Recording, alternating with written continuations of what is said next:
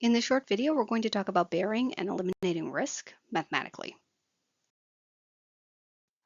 Let's imagine that Larry's utility of wealth function is 4 plus W to the 0.5 power, where W is his wealth. He currently owns and operates a towing business, and he's concerned that his truck will be stolen. If his truck is not stolen, then his wealth is $77. If his truck is stolen, then his wealth will fall to $0. Larry believes that the probability his truck is stolen is 1/7. Now suppose that Larry can purchase insurance against auto theft that provides full coverage. His expected wealth without the insurance is $66, and his expected utility without the insurance is $8. Our goal is to determine the actuarially fair premium for this full coverage auto theft insurance, and then determine the maximum premium that Larry would be willing to pay for this auto theft insurance. What do we need to know in order to solve this question? We need to know the utility function, the potential outcomes, the probability associated with each outcome, as well as the type of insurance. How do we solve this question? Well, the actuarially fair premium is just the expected payment made by the insurer. So we can think of it as the probability of the bad outcome times the payment made by the insurance company when the bad outcome occurs. In this case, the probability of a bad outcome is 1/7, and the payment made, because this is full coverage, will be $77, the full amount of wealth that Larry loses if his car is stolen. Now we need to talk about how we solve for the maximum insurance premium. This is a much more complicated process than finding the actuarially fair premium. The first thing that we have to do is we need to find the certainty equivalent. The certainty equivalent is the unique amount of money that makes Larry indifferent between taking risk and taking the certain payment. So how do we find this? We set the utility from this CE, sort of like placeholder, equal to an expected utility value, and then we back out and solve for the CE that makes this equality true. Once we have the certainty equivalent, we can find the risk premium. The risk premium is just the expected wealth minus the certainty equivalent. What does the risk premium tell us? Conceptually, this is the amount of money you would pay beyond what is fair for insurance. Another way of thinking of it is how much you would pay to avoid risk. The final step to finding the maximum premium is to add the fair premium and the risk premium together. This gives us a full sense of what Larry is willing to pay. So he is willing to pay the risk premium in a sense to avoid any risk at all. It tells us like how much more than what is fair he's willing to pay. So we add the two together to find the maximum premium. We have all the information we need to solve this question. Here's what we know. We know that his utility over wealth is 4 plus W, all raised to the 0.5. We have two potential outcomes. If his truck is not stolen, he has wealth of $77. This occurs with probability 6/7. If his truck is stolen, his wealth goes to 0, and this occurs with probability 1/7. He is offered full insurance. Full insurance is going to pay out his full damages, so a loss of $77 in wealth in the event of the bad outcome, so if his truck is stolen.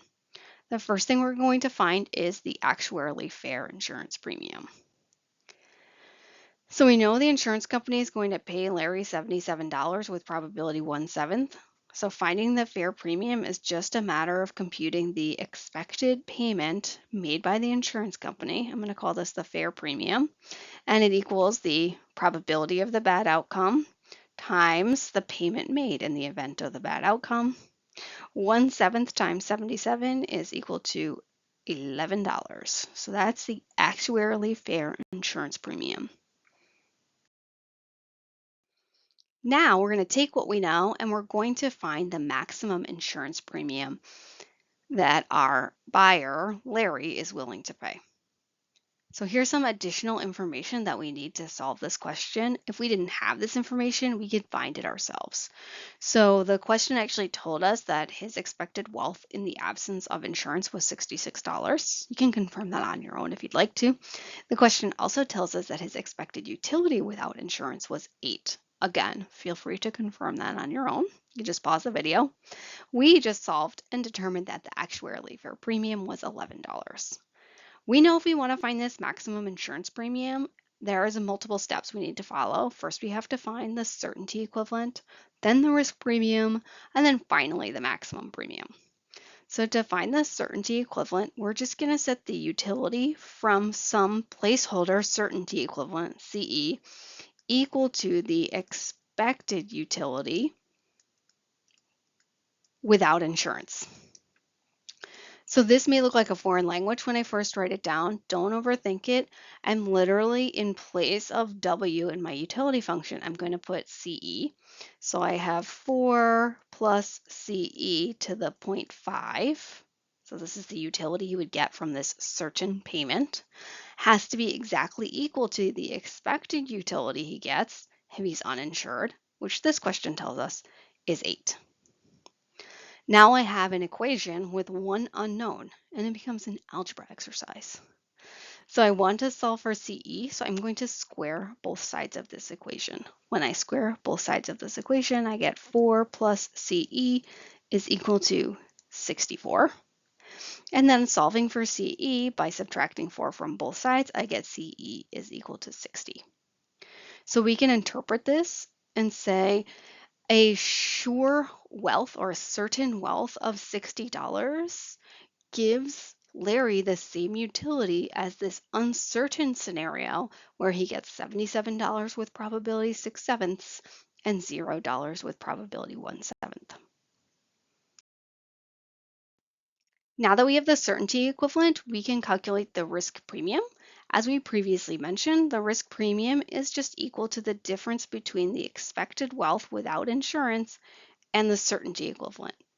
Conceptually, this is saying like how much would you give up to avoid risk? So it's the difference between your expected wealth in the risky situation, $66, and the certain payment that you would accept, $60.